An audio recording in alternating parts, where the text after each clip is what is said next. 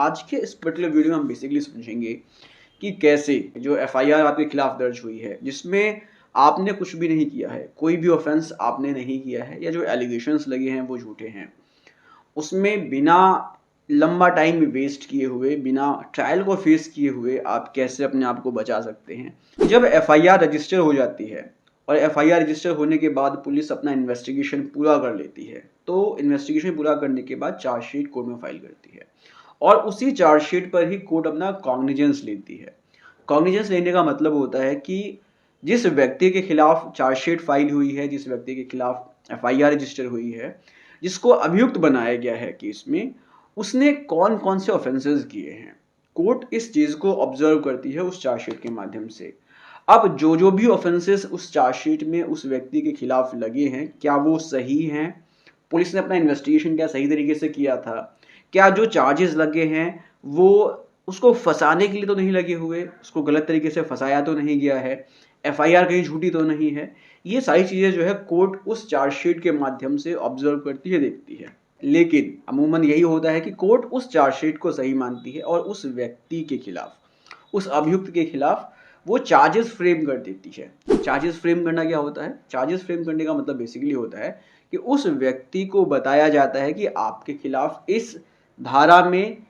FIR register हुई है, इस धारा में केस चलने वाला है और फिर आपको इसमें अपना बचाव रखना है। तो इस तरह से चार्जेस फ्रेम हो जाते हैं और फिर उस व्यक्ति को जिसके खिलाफ चार्जेस फ्रेम हुए हैं उसको अपना बचाव करना होता है और कई सालों तक जो है उसको उस केस में जूझना पड़ता है, अपना बचाव करना पड़ता है। सपोज करते हैं एक सेकंड के लिए, अगर उस व्यक्ति ने कोई भी ऐसा ऑफेंस नहीं किया है, उसके खिलाफ झूठी एफआईआर दर्ज हुई है और वो बाद में जाकर छूट जाता है, तो भी यहाँ पर उसका नुकसान ही है, क्योंकि उसने कुछ किया भी नहीं था और फिर भी उसको एक मेंटल ट्रॉमा के साथ गुजरना पड़ा। इतने लंबे समय तक अपने केस की पैरवी करनी पड़ी, अपना बचाव करना पड़ा और फिर इस तरीके से उसको परेशान होना पड़ा। तो अब इन सब चीज़ों से बचने के लिए क्या कोई ऐसा सोल्यूशन नहीं है कि वो केस के शुरू में ही अपने आप को बचा सके और उस केस से अपने आप को निकाल सके? इसका बहुत ही सिंपल सा आंसर है, डिस्चार्ज की एप्लीकेशन लगाना। अब डिस्चार्ज की एप्लीकेशन क्या है, ये हम आज के इस पर्टिकुलर वीडियो में समझेंगे और ये भी समझेंगे कि वकील साहब बेसिकली क्या गलती करते हैं। कोर्ट में आने के बाद क्या होता है कि वकील साहब अभियुक्त के खिलाफ चार्जेस फ्रेम करवा लेते हैं और फिर उसका केस आगे चलने लगता है, उसका बचाव पक्ष जो है वकील साहब रखते हैं अपना।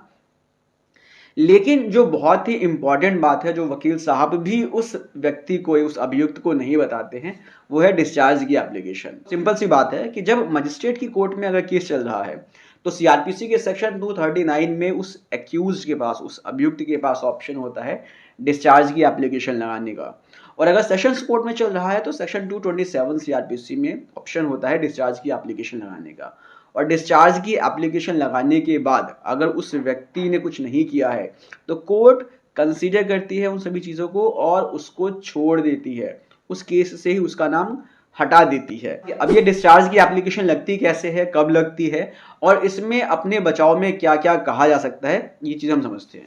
देखो बेसिकली क्या होता है कि जब चार्जेस फ्रेम होने वाले होते हैं उसी समय उस व्यक्ति के पास जिसके खिलाफ चार्जेस फ्रेम हो रहे हैं या जिसके खिलाफ एफआईआर को दर्ज किया गया है, उसके पास इन धाराओं में ऑप्शन होता है कि डिस्चार्ज की एप्लीकेशन वो लगा सकता है। डिस्चार्ज की एप्लीकेशन लगाते समय ये हमेशा ध्यान रखना है कि जो भी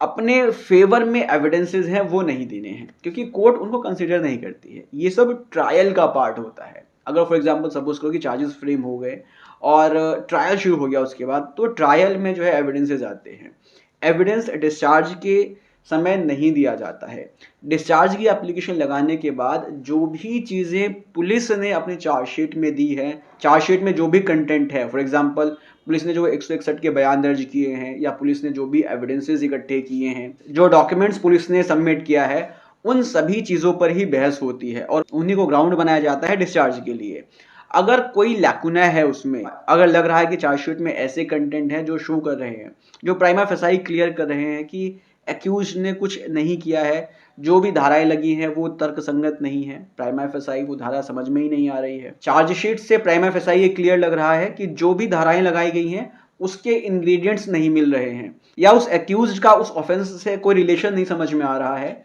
तो इस पर्टिकुलर सिचुएशन में कोर्ट जो है उस डिस्चार्ज की एप्लीकेशन को कंसिडर करके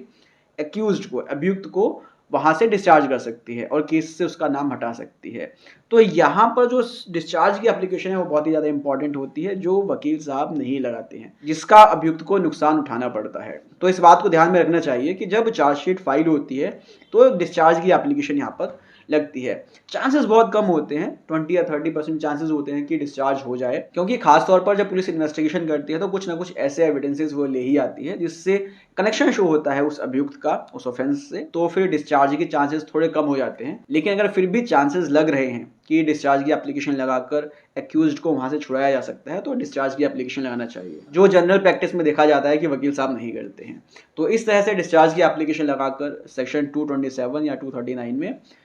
उस अभियुक्त को डिस्चार्ज करवाया जा सकता है और जो लंबा टाइम स्पैन है उसको खत्म किया जा सकता है और अभियुक्त जो है इस तरह से एक मेंटल ट्रॉमा से, एक मेंटल हैरेसमेंट से बच सकता है। सो आई होप आपको बेसिकली समझ में आ गया होगा कि किस तरीके से हम डिस्चार्ज की एप्लीकेशन लगाकर अपने केस को खत्म करवा सकते हैं और अपने केस से खुद को डिस्चार्ज करवा सकते हैं। मिलते हैं नेक्स्ट वीडियो में, टेक केयर, बाय।